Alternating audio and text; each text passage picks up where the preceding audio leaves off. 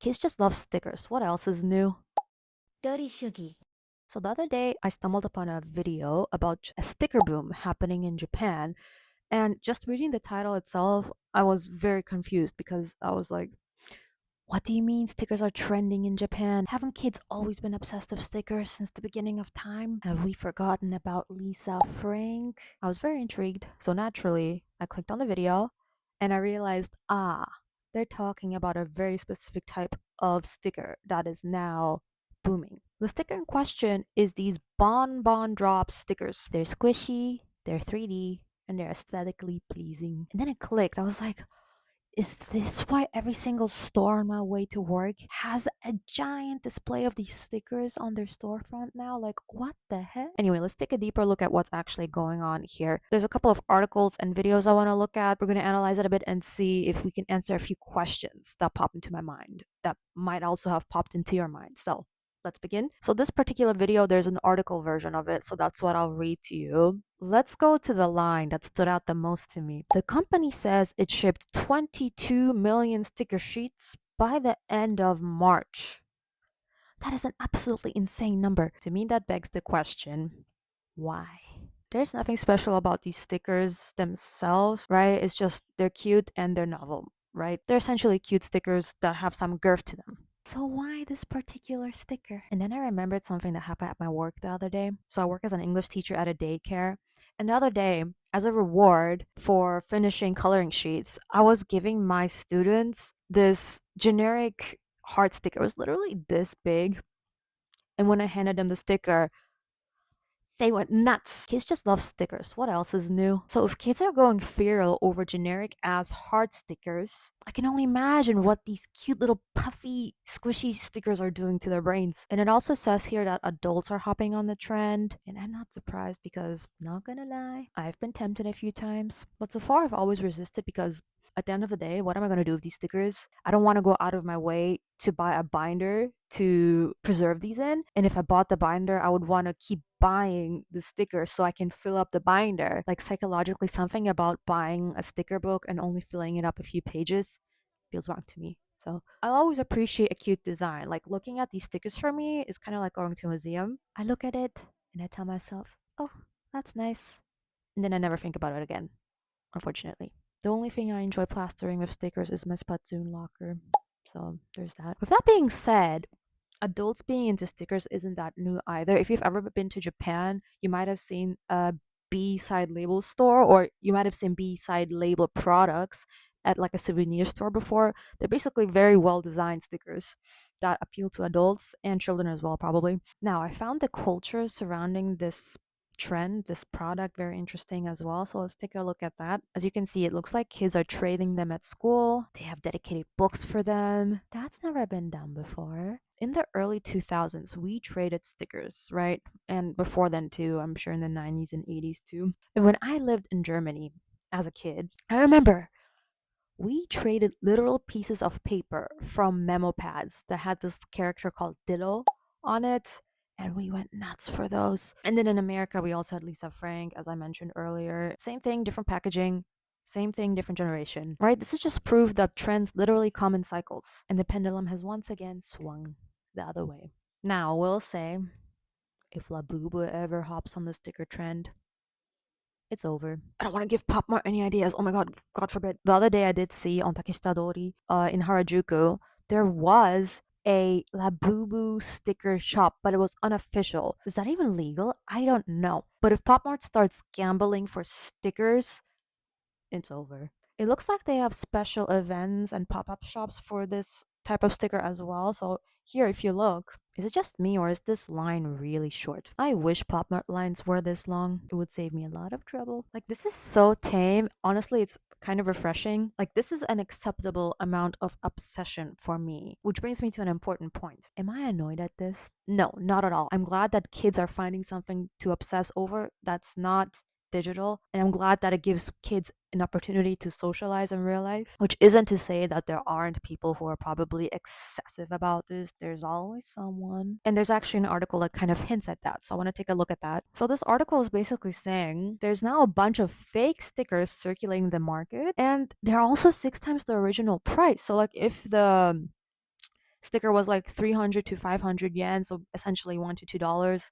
Now it's like 3,000 yen, which is like, I don't know, 20 bucks? 20 bucks for stickers? Nah. The article is also saying how kids and parents are feeling pressure to own some. So here, let's read this. Parents feel the pressure. Not every parent is satisfied with alternatives. In March, a 41-year-old woman from Chiba Prefecture rushed to a craft store after hearing from another parent that bonbon drops might be in stock. Even if they cost a little more than retail, it's a small price to pay for my daughter's friendships, she said. She searched the entire store only to leave empty handed. So kids are feeling pressure to own these stickers in order to have what I like to call status amongst their friends. Nothing on the level of, like, let's say Stanley Cups, but it is toxic nevertheless. And it's kind of sad because there's definitely some kids probably who couldn't give two F's about stickers, but they feel pressure to buy these stickers because they want to fit in with their friends. But I also feel like this is not unique to stickers at all. For every generation, there will be like that one thing that defines your status at your school or whatever, you know? So if society demands that kids have something that shows their status to their peers, I'd rather it be something like stickers than something like a Stanley Cup, you know? Let's move on. This article shows some more examples of what kind of stickers are circulating besides the bonbon drops. So the bonbon drops, it seems like it catalyzed other stickers to be booming as well. So let's take a look. We got these shaker stickers. It's like a snow glob. It's like a snow glob in adhesive form, basically. Kind of cool. We got these glow in the dark stickers, not new at all, but combined with the 3D factor, yeah, I can see why kids go crazy. We got liquid stickers, which I would personally never buy because I'd be paranoid that the tiniest little hole would develop and then everything in the vicinity of that sticker just dies. Literally. And we also got butt stickers. Japan has an obsession with butts. Ask me how I know. My students love this series called Butt Detective, Oshiri Tante, and they asked me to read it to them all the freaking time. I mean, I guess it's not really any different from my generation's obsession with Captain Underpants, so I guess I'll accept it. Whatever. Now here's the interesting bit. There are also stickers specifically marketed towards adults. It's called Otona no Zukan Adult Encyclopedia, basically. And I actually own some of these. Here's the story. When I bought these, I was just taking a walk near a shrine and I stumbled upon this very unassuming retro merch store. And inside this merch store, in a dark hidden corner, was this little rack of adult encyclopedia stickers. And they were very neat, they were very cute. So I put them on my wish list, and a month later, I was still thinking about them. So I came back a month later and I bought them, and I'm still happy about it today. The items that we find organically, the items that we purchase organically, tend to be the most fulfilling purchases to most people, right? At least in my experience. Let me know if I'm wrong. But yeah, these stickers were very unassuming. The store was very unassuming. Nothing was screaming at me to buy it, you know? So at the time, I didn't even know I was unintentionally participating in the trend. And this was only a few months ago, but this trend has started last year, apparently. So I thought that was interesting. Let's move on. So, when looking at a trend, I think it's appropriate to ask, will this last? Will this enter the zeitgeist? Well, I think this goes without saying, but stickers will be popular amongst kids and adults until the end of time. Even basic ass stickers, apparently, based on the reaction my students have. Kids trading stickers has always been a thing, so it's not necessarily the culture that has evolved, it's just the sticker itself, I think. Apart from, spreading it on social media and stuff, since that obviously wasn't a thing a couple decades ago, the culture has mostly stayed the same. In a few years, there will be a new sticker that everyone goes crazy over, and it'll be the same story all over again. So, same thing, different year, because capitalism always finds a way. Now, the most important question I would be asking myself when seeing a trend like this happening is, should I participate in this trend? Should you participate in this trend? I think the way to approach it is ask yourself, it's going to be stupid simple, but I would just ask myself, do I actually like stickers? Or do I just want to be part of the trend because I don't like FOMO? One of these will give you fulfillment and one of them won't. And I'll let you decide which one that is. By the way, don't try it out just because it's cheap. I don't care that they're cheap. Okay, this thing could be free. Like, you could receive something for free. That doesn't mean it belongs in your house. You should only be welcoming things into your house that you absolutely adore. We don't want to clutter our house with things, even if it's free things. But yeah, if you ever feel FOMO because you didn't get to participate in a trend for whatever reason, don't worry. The next one will come, and then the next one, and then the next one, and then the next one. Me personally, I'm not really into stickers. I have a few here and there, but I don't collect stickers, so I will forego my participation in this particular trend. And if you missed this trend and you're upset about it, because I don't know if this is trending in other countries, but if this is only in Japan and you miss out on this because you're not in Japan at this time of the year, the next one is already brewing on TikTok as we speak. ドリ主義 Okay, you don't care at all, but let me show you the stickers that I bought that I mentioned earlier. So we got this Otana no Zukan Shiru.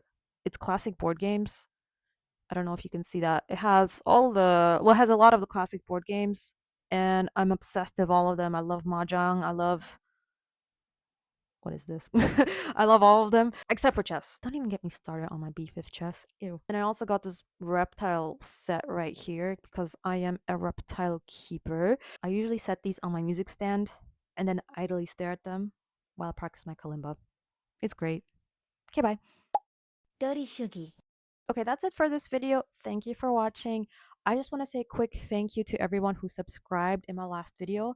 It basically blew up for my channel. All my videos up till then made like 50 views. My Tamagotchi video was my highest viewed video at the time, which was like 500. But my previous video made like over 20,000 views. Like, what the heck? So thank you for that. Fun fact, after I uploaded that video, I found a box of Pop Marts that I forgot to include in the video. Like, I completely forgot that they even existed. It was a mix of Pop Mart SpongeBob's, Nancy, which is in Pop Mart, and some Puckies. So you know the situational irony never ends. You're welcome to write a sitcom for me. Okay, that's it. Bye.